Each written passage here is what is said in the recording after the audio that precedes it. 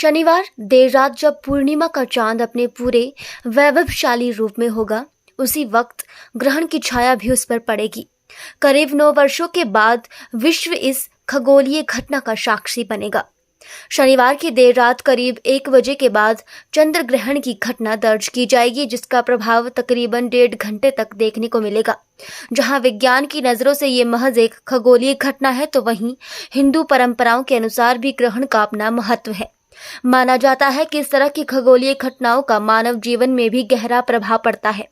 ऐसे में इस दौरान कई धार्मिक और व्यवहारिक कार्य करने की भी मनाही की जाती है। इस बारे में ज्योतिष आचार्य उमेश नोटियाल ने जानकारी साझा की। शिमला के राधा कृष्ण मंदिर के पुजारी और ज्योतिषाचार्य उमेश नोटियाल ने बताया कि देर रात 1:05 पर चंद्र ग्रहण लगेगा और इसका प्रभाव 2:23 तक रहेगा। उन्होंने बताया कि इस ग्रहण के चलते चंद्रमा के 10 से 15% भाग पर ग्रहण की छाया पड़ेगी, लेकिन पूरे विश्व पर इसका प्रभाव देखने को मिलेगा। उन्होंने कहा कि ज्योतिष की दृष्टि से देखें तो ग्रहण का सबसे अधिक प्रभाव मेष राशि और अश्विनी नक्षत्र पर देखने को मिलेगा, जिसके चलते इस राशि के जातकों के लिए ग्रहण अधिक कष्टदायी हो सकता है। उन्होंने कहा कि ग्रहण से 9 घंटे पहले सूतक काल आरंभ हो जाता है, जिसके चलते शाम 4:05 के बाद किसी भी तरह के धार्मिक कार्य करने से परहेज करना चाहिए। उन्होंने बताया कि इस दौरान किसी प्रकार की पूजा पाठ या अनुष्ठान नहीं करना चाहिए।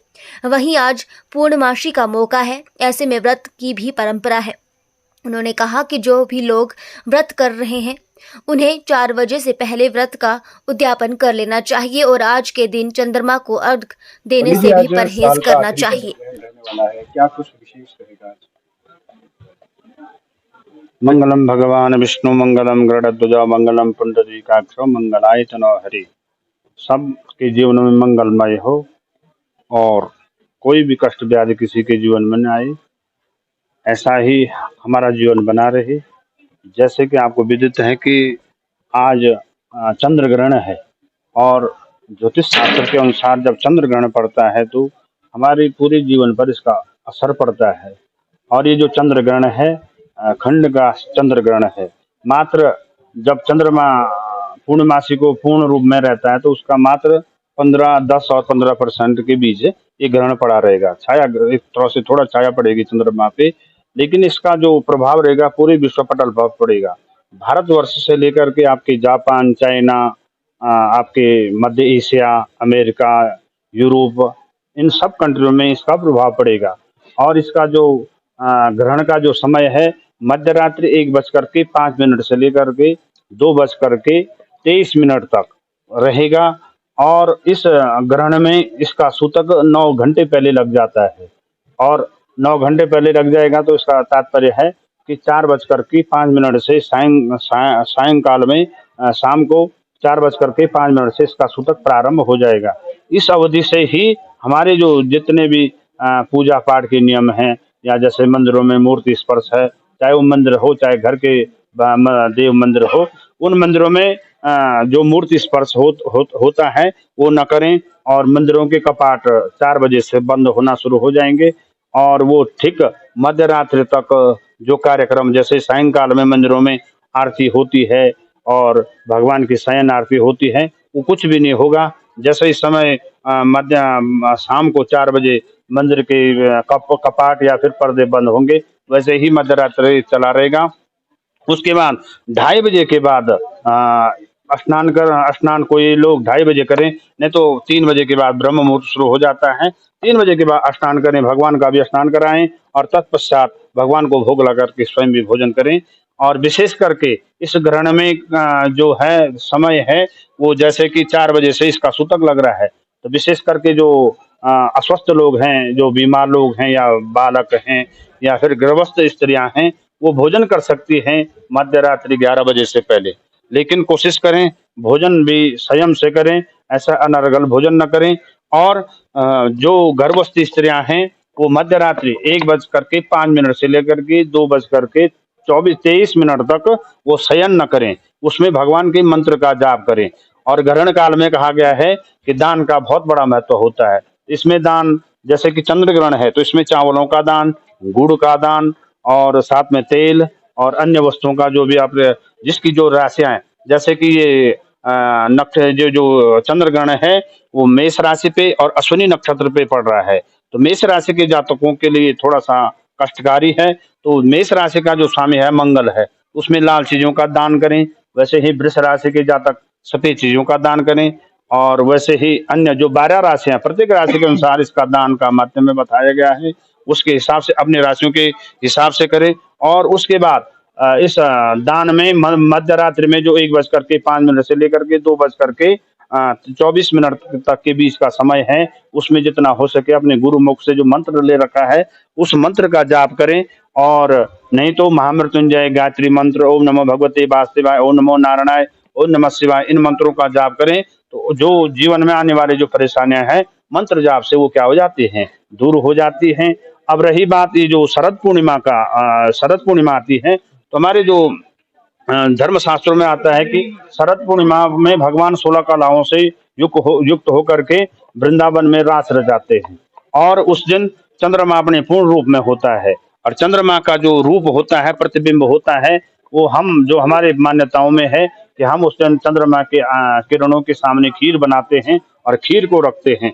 खीर में जब चंद्रमा की किरणें पड़ती हैं तो वो अमृत के रूप में बन जाती हैं। अमृत के रूप में बन करके जब उसको हम ग्रहण करते हैं तो कहते हैं कि हमारे शरीर के कई प्रकार के रोग दूर हो जाते हैं।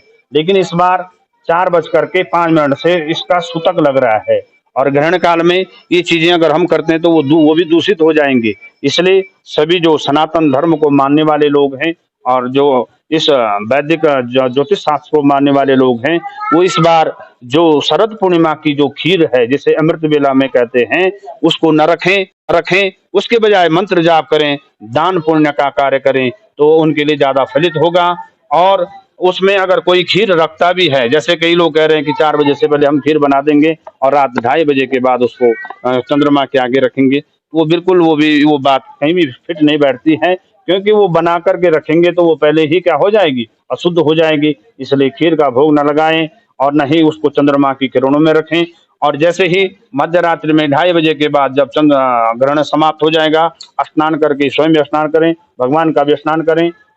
फिर नया भोजन बना करके भगवान को भोग लगा करके स्वयं भी उसका भोजन करें। लेकिन इस अवधि में कुछ भी ऐसे कार्य न करें कि जो अपने लिए कष्टकारी हो।